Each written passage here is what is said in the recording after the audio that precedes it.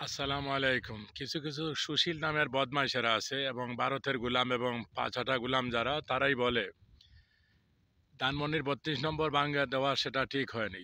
এই কথা খারা বলে জানেন?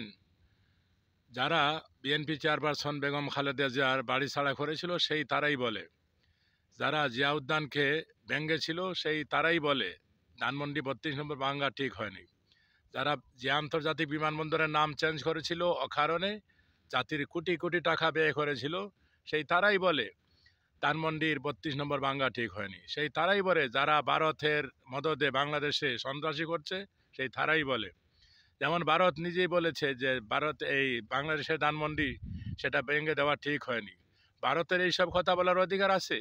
যেখানে মুসলমানদের প্রাণকেন্দ্র আল্লাহর ঘর মসজিদ, সেই বাবরি মসজিদ ভেঙে সেখানে তারা রাম মন্দির বানিয়েছে, অথচ সেই ভারতের মুখে রাম রাম।